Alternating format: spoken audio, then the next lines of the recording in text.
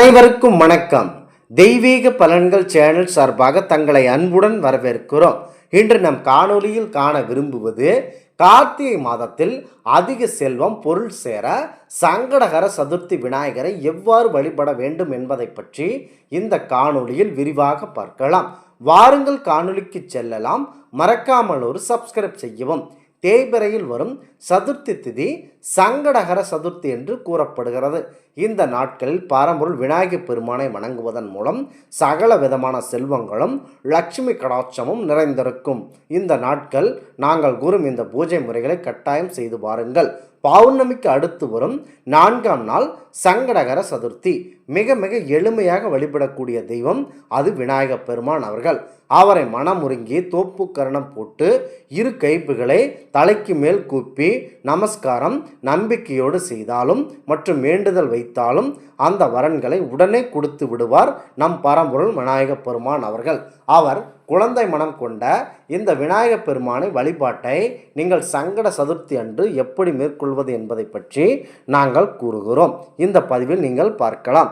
அதிலும் கார்த்திகை மாதத்தில் வந்திருக்கும் விசேஷமான இந்த சங்கடகர சதுர்த்தி வழிபாட்டு யாரும் தவற விடாதீர்கள். சங்கடம் என்றால் துன்பம், ஹர என்றால் அழித்தல். துன்பங்களை அளிக்கும் விரதமே சங்கடகர சதுர்த்தி என அழைக்கப்படுகிறது.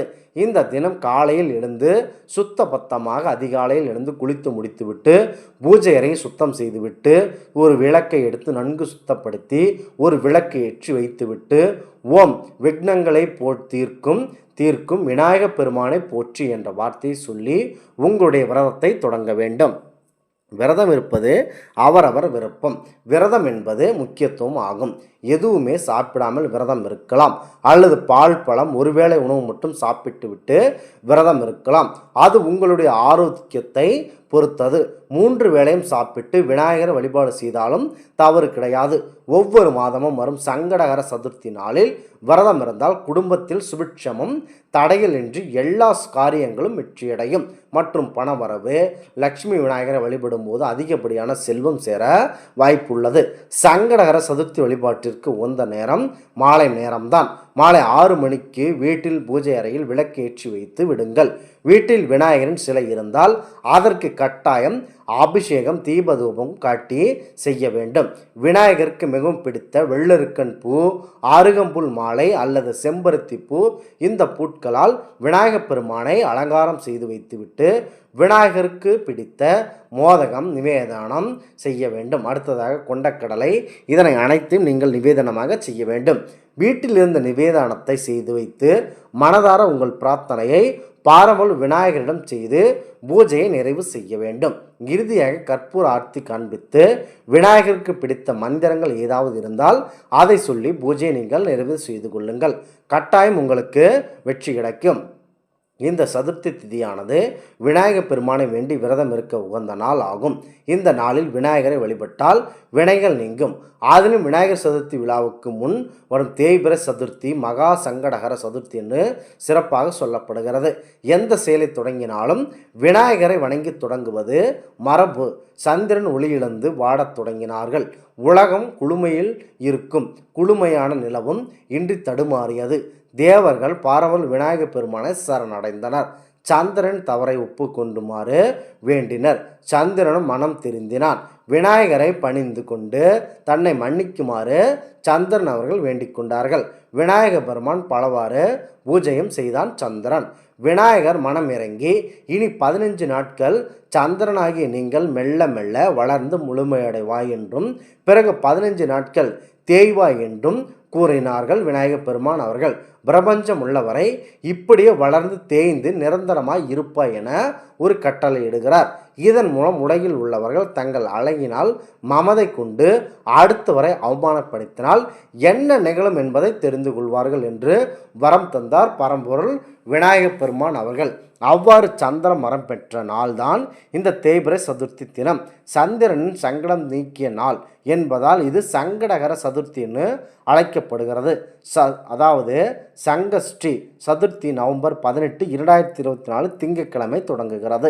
சங்கஷ்டி சதுர்த்தி நவம்பர் 2024 நவம்பர் 18 மாலை 6:56 மணிக்கு தொடங்குகிறது. மாலை சங்கஷ்டி சதுர்த்தி நாளில் பக்தர்கள் அதிகாலையில் எழுந்து விநாயகப் பெருமானை வழிபடுகின்றனர். அவர்கள் தங்கள் குலதெய்வத்தை போற்றும் வகையில் கடைபிடிப்போராக இந்த விரதத்தை கடைபிடிக்கின்றனர். சிலர் ஒரு பகுதி விரதத்தையும் கடைபிடிக்கின்றனர். இந்த விரதத்தை கடைபிடிப்பவர்கள் பழங்கள், காய்கறிகள் மற்றும் தாவரங்களின் வேர்களை மட்டுமே விழுங்க முடியும். மிக மிக எளிமையாக வழிபடக்கூடிய தூயம்தான் பரம்பொருள் விநாயகப் பெருமான் அவர்கள். குறிப்பாக வீட்டில் பூஜை முடித்துவிட்டு கோவிலுக்கு செல்லுங்கள். இந்த சதுர்த்தி நாளில் கோவிலின் விநாயகருக்கு உங்களால் முடிந்த அளவு ஆருகம்புல் பூக்கள் வாங்கி கொண்டு கொடுக்க வேண்டும். கட்டாயம் சிதறு தேங்காய் உடைக்க வேண்டும்.